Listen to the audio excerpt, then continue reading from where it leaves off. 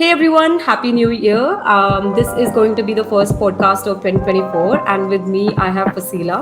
She's amazing, she's inspiring, and I'm so happy to be with her today. And she reached out to me recently about the community, and she really loved this idea, and I really love her work. So, Faseela, thank you so much for joining us today. Can you please introduce yourself? Hey everyone, my name is Faseela. I work as a cloud native developer at Ericsson Software Technology, the open source wing of Ericsson, where my primary responsibility is to prioritize the 5G telco requirements in the cloud native communities. I currently work as a maintainer in some of the CNCF projects, including Istio and Envoy. I work from the Ericsson Eurolab office in Aachen, Germany, but I'm basically from India and previously have spent a majority of my career in Bangalore. That's amazing. I mean, that's where I am speaking from. So that's really nice, Vasila. I would just love to know about your tech journey. I mean, what's your story behind your tech journey? I mean, leading you to where you are today. So can you just tell us in detail that how did you get started and what did you do? Um, Yes, so I started my career with Ericsson Bangalore, as I told before, yeah. and I have been associated with technology from the very beginning. Because I was a software developer working in some of the Ericsson networking products from the beginning itself. So it was fortunate for me as I got an opportunity to be working for software defined networking and open source at an early stage of my career.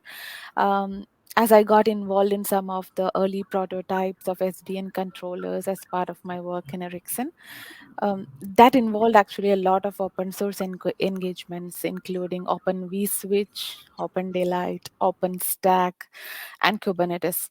So maybe we can discuss about the open source journey in like subsequent sections of the podcast. I also worked for 2 years in Cisco Bangalore in their platform development team for Cisco DNAC applications, which was majorly based on Kubernetes. But soon I was relocating to Europe with my family. So I had the opportunity to again get back to open source as I was offered a role in Ericsson, Germany to be part of their 5G cloud native journey. That's amazing. I can see a lot of networking. I Yeah. mean, I can say like you've been really great in networking since the start, and now I can just relate Istio with this. So that's really nice. And what inspired you to delve into the CNCF and all the open source technologies? I mean, with me, I mean, maybe I can just share a little bit about me. With me, open source has been really important because of the mentorship. I mean, I got a lot of great mentors in open source, and the open source people are amazing. They're super helpful, and you get to learn so much. So that's something which inspired me in this. But what exactly led you to the CNCF and the open source technologies? Yeah, so my journey with open source starts with Open Daylight, one of the Linux Foundation's first collaborative open source projects, where actually I was a founding member from Ericsson side. So Open Daylight's story began in the world of software defined networking, or SDN. You would have ever heard about that. So this started gaining momentum actually around a decade ago. Um, so starting as a regular contributor, I have served till leadership roles in several projects in Open Daylight. So I was also included as a elected technical steering committee member as well there. I have also served as a maintainer in the Linux Foundation infrastructure, enabling the different required toolings for several Linux Foundation projects at that time. But my association with CNCF started in 2015, I guess, when we were trying to develop a new CNI for Kubernetes using Open Daylight. From there, I have been promoting several of the CNCF projects.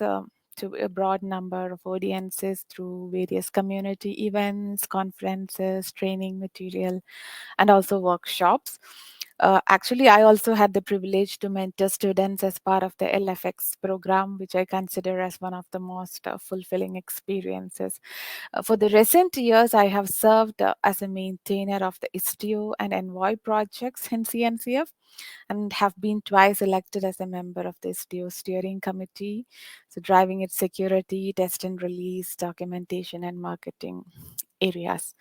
I have also served as the event co-chair for both the Istio Days collocated with KubeCon in 2023, as well as the IstioCon virtual event, and actually have been a program committee member at a number of KubeCons. I've given talks and workshops at several of these conferences in talking about CNCF projects, including these recent KubeCons. So I'm also a CNCF ambassador like you, and being involved, I'm trying to be more involved in the CNCF women community. I think you have been like one of the founding members of that community, Nancy. So, yeah, I would also like to be more involved there now. So the most recent thing about me is about the CNCF Chopwood Carry Water Award of Yeah, 2023. yeah. Yeah, We so would I love to was a talk winner more about of that. that. Yeah. I mean, you have such an amazing journey. I mean, I'm just wondering how do you manage it all? Because this is like so much. I mean, this is really too much. And I'm so glad that you're part of this Women in Cloud Native community because we really need inspiring people like you to know your journey. I mean, I would really love to know that how do you manage it all. But before I go there, you mentioned about the chopped wood carry water, right? I mean, to be very honest, even I got to know about this recently. So can you like tell us more about it? Like what exactly this is? Yeah, so we have the CNCF Community Awards. The Community Awards recognize the CNCF community members who are like going above and beyond to advance the cloud native technologies. You know that CNCF has grown really big now and hosts a lot of projects, like I think more than 170 projects with like 2 lakh contributors and over 800 members. So this year's awards were presented in different categories, like top committer, chop wood carry water, top documentarian, and I think there were 2 more awards that were included this year newly. Um, so the winners are actually nominated by the CNCF community and then voted on by the CNCF staff and TOC.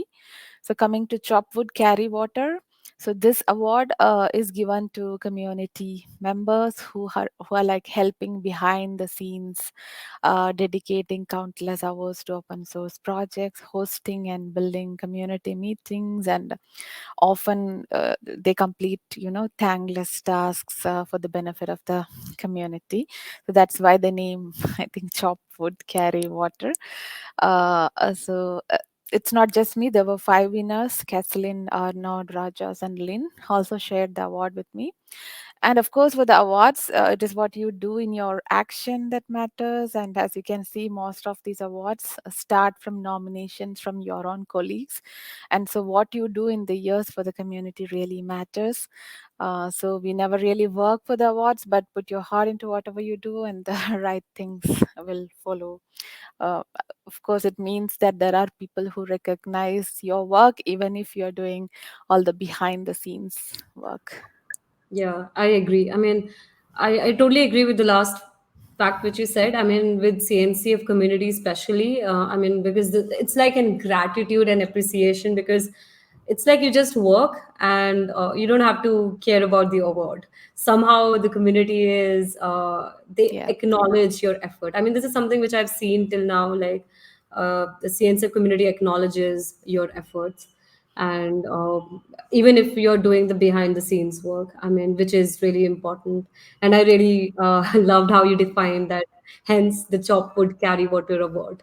So that's really nice. I mean, so is it more like because you had been into diverse things? I mean, I think you've been technically contributing to Istio project and you have a long history regarding that. and also you've been the program committee member and reviewing the CFPs for Istio Days and maybe KubeCon.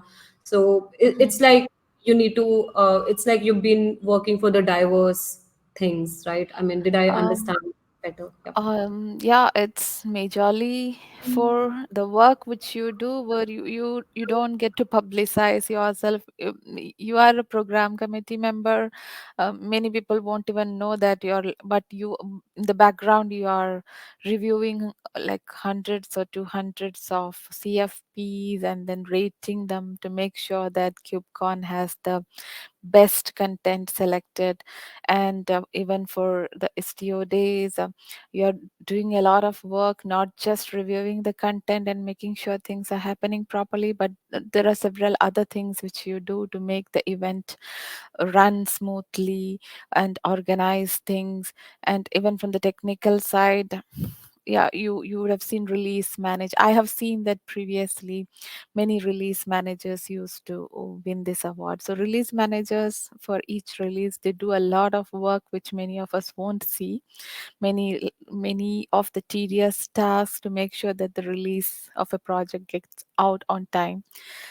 So yeah, so these kinds of tedious tasks, countless hours for the project you're dedicating to, those are the things that get recognized.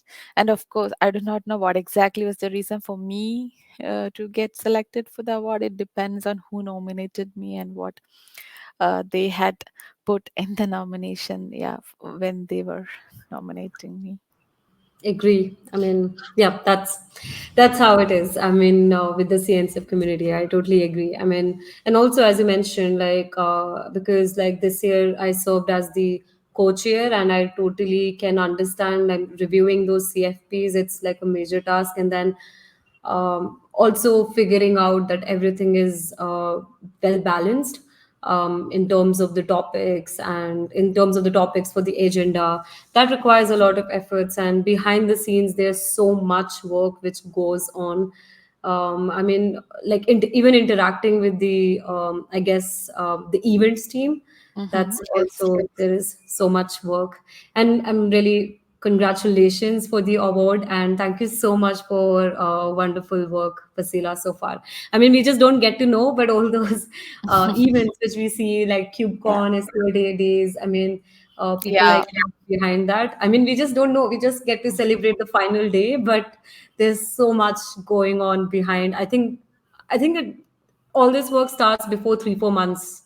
I guess 3 4 months like Yes. from the event date, Yes, yes, and we then start doing a lot of blogs and tweets from the official STO accounts, and then in the documentation also we publish a lot of blogs, building the momentum, and all those things won't go in our name, right? It's just in the project's name, so that's why it's mostly called the behind the scenes work.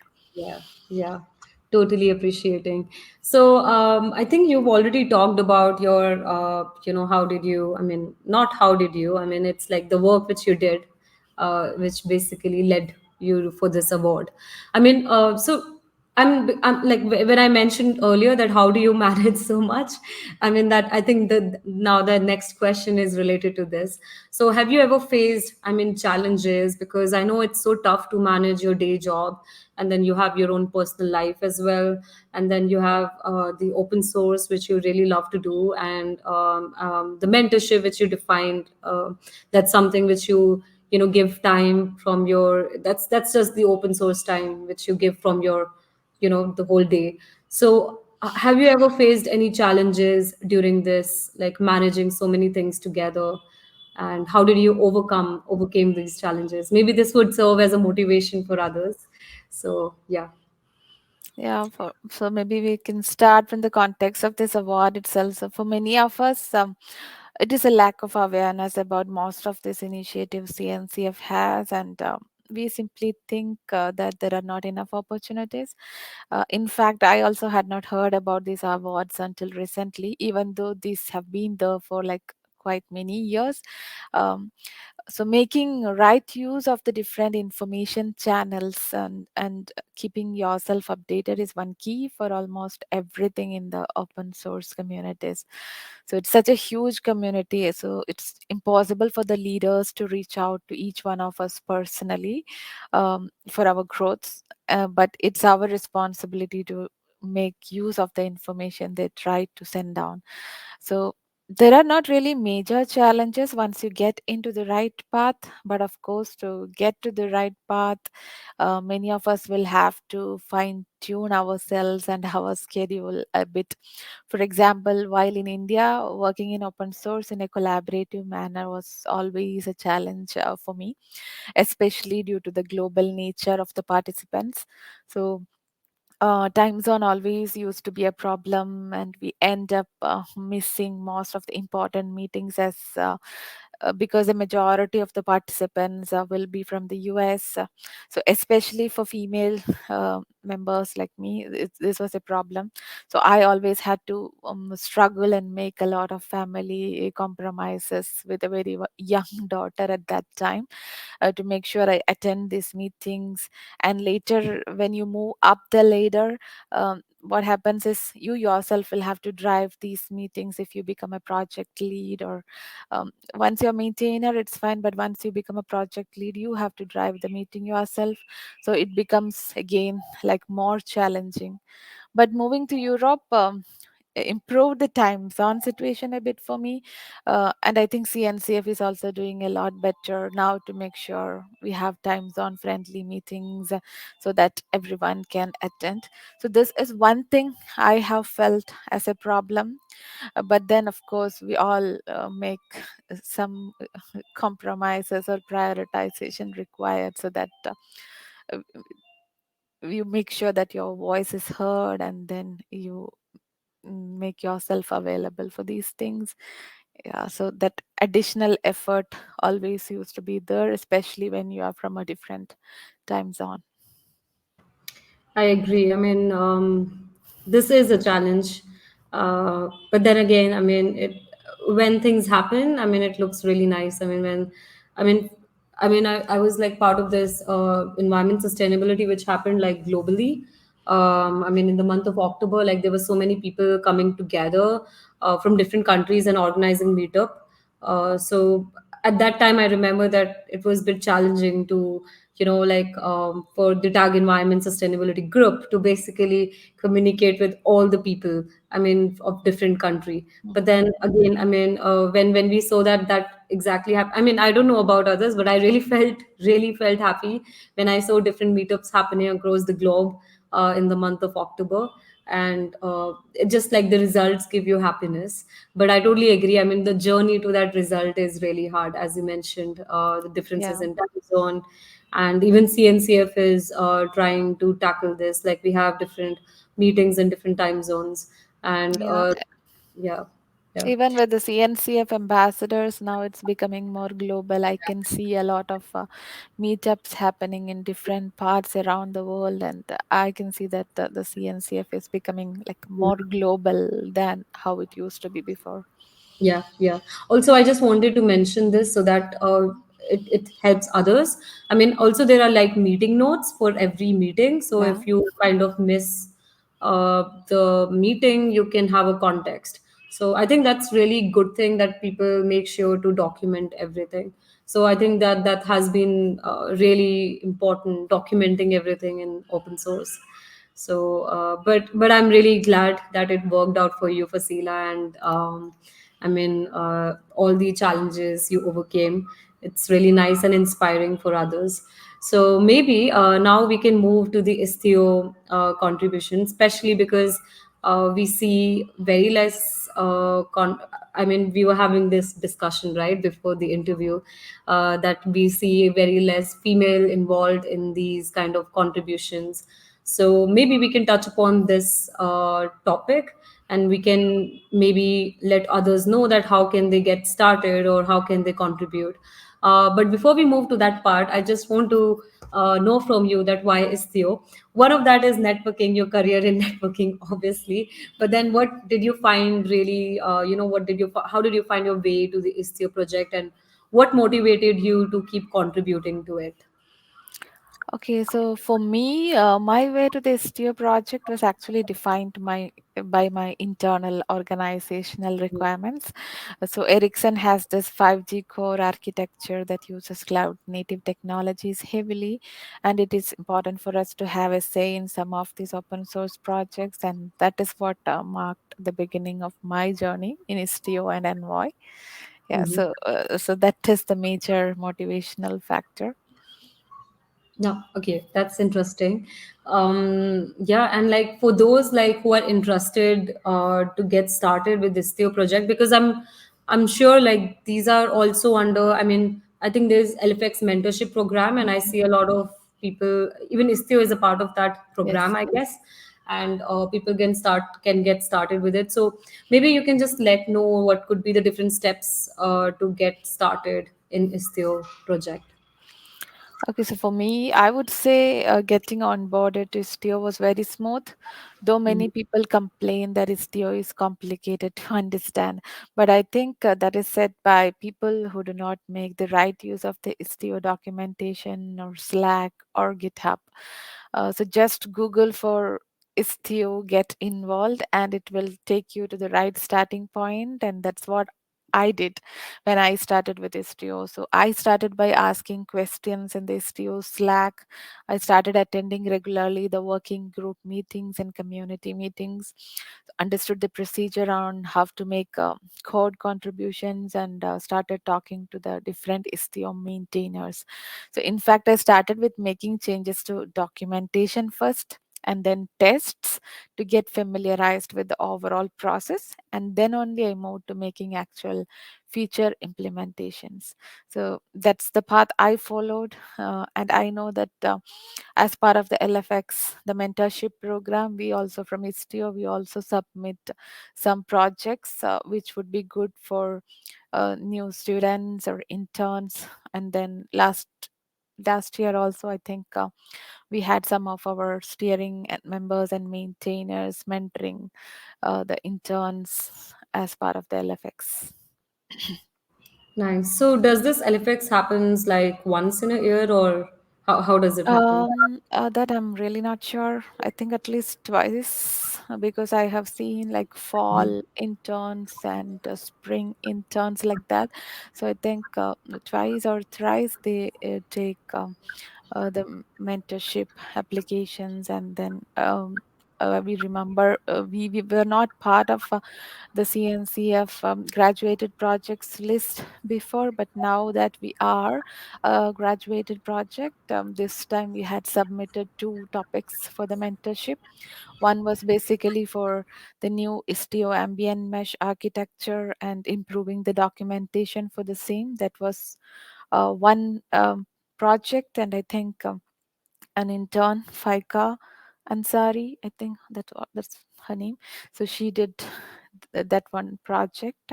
I remember even meeting her at KubeCon, Chicago. So people who do the projects, they get to travel and present their work in one of these conf- um, CNCF hosted conferences. So similarly, we had another project where uh, we had work related to Istio performance that was done by another intern as well. And I see them presenting their work in many of the Istio virtual events as well, talking about what they did and how they did. And I think that's really an interesting opportunity for these interns as well. Definitely. I mean, you feel really happy once Yeah, that is done. I mean, this reminds me of my days. I mean, when once you implement something and you get to present about it, yeah, and it's getting merged in one of the really important project that is being used by so many, it really yeah. feels good. So I guess that's something to explore and worth exploring. So that's really nice, Faseela. I mean, do you want to maybe touch upon the prerequisites, or maybe the skills for particularly someone who is looking to contribute to Istio project? More than specific skill sets, what you would need is an open mind to learn and be flexible to the needs of the project. So that will take you a long way, especially for the internships. It's not like always the same set of skills that would be needed, but as part of the internship proposal itself, usually the mentors put what are the skills required. So, for example, if it is a documentation side, yeah, the skill set might be different. And if it is a performance side, sometimes you might have to know some Python scripting and other things which may not be needed. So it varies based on what the requirement is. But most of the things, if you are open to learn, you can quickly learn, and there are definitely mentors to help you out. So you do not have to worry much about those things. That's nice. And Fasila, do you have something in maybe Istio project which you feel is, I mean, like for someone who is new and someone who is looking towards contribute, would you like to suggest them some area where they can get started? It could be the good first issues or maybe documentation. Do you have something in mind for Yeah. Istio project? Yeah, as I told before, so documentation and tests would be the best place to get started. Mhm. So you first play around with Istio, try to install and experiment with the features, and obviously when you go through the documentation, you will see one or the other thing that would have been improved for a beginner like you. So then submit those modifications in a pull request, and that can count as a first contribution if it makes sense for the maintainers. So we often do workshops and tutorials for people to get started, and we even had a Contrib Fest session even in the last KubeCon in Chicago. But feel free to reach out to me or other Istio maintainers. You can reach out to all of us in Istio Slack if you need any help. And of course, as part of the issue triaging process, we always label the GitHub issues with help wanted or good first issue labels, as done by most of the CNCF projects. So in the GitHub, if you search for good first issues, you or help wanted label, you'll be able to find out easy tasks which you can try out for yourself. That's nice. I mean, can someone also get involved in bug triaging, or like is you meant that Uh, you triage it for them? it's like Istio has this triager role, so which is like on a periodic basis allocated to different sets of people. But of course, if you are an expert in Istio, of course you can come and triage the issue and understand if it is the primary responsibility of a triager is just to look at what the issue is and then transfer it to the right people for fixing, right? So that requires some level of expertise with the project so that you can triage. um, may not be something for a beginner, but of course after the triaging based on these labels, yes, a beginner can pick some of the right issues with the right label so that they can get started. That's really nice. I mean, that's nice. So basically, I think you mentioned about the documentation and the good first issues. I mean, that's apt because that's how even I look if I'm looking to contribute to some project. And so you also mentioned about the virtual sessions, because you mentioned about like different session which happen in person in KubeCon, but I'm pretty sure that there are so many who are just unable to go to these in-person events. So for them, I think virtual sessions are really important. So maybe Fasila, you can maybe talk more about it. How frequently does it happen? And maybe later I can just paste the link of it in the comments so that everyone can see it. So does it happen frequently? Yeah. I'll have to look for it in the KubeCon Chicago recorded sessions. I'm not sure whether the Contrib Fest sessions were recorded, but even otherwise, if you go for the previous IstioCon virtual events, there are a lot of recordings available for the previous virtual events which we had, which covered even workshops. and that would really help people to get started. And of course, we also have recently CNCF has launched the Istio certification exam, ICA, which is basically to test your skills and expertise with Istio. So I would encourage people to take the exam and test their knowledge on Istio. And yeah, you can make use of the Istio documentation to get prepared for the exam. Yeah. I mean, once you do that exam, you will have that user perspective, and Yeah. maybe you will be able to contribute Yes. much better. Yeah. I mean, some people I know that they first become the user and then they contribute. It Yes. just goes the opposite. So yeah, that's interesting. Thank you so much, Faseela. So maybe I'm just going to link all the I'm just going to paste all the links for the Istio project and the documentation as we discussed in the call. Yeah, so I'm just going to do that. Yeah, that's really nice. Thank you so much, Faseela. I mean, it's wonderful. I mean, your journey is inspiring, and I really loved how you talked about the challenges as well, uh, because that's like the reality. I mean, that's challenging. I know. I mean, managing so many things is tough. And you touched upon the Istio project, and I really wish that a lot of people, after seeing this video, may find it helpful and can reach to you. So maybe would you like to tell that how people can reach to you? I mean, where can they reach to you if they are looking to contribute? Yeah, so the best way to reach to me will be the Istio Slack. I'll be available with the same name, whatever is shown in the display here.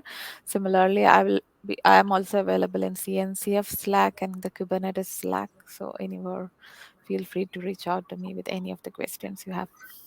Yeah, awesome, awesome. Thank you so much, Fasila. Thank you so much for your time. Thanks to you too, Nancy, for organizing this so that I could also share my experiences. I hope it motivates some of the contributors out there. Definitely, definitely. Thank you. Thank you.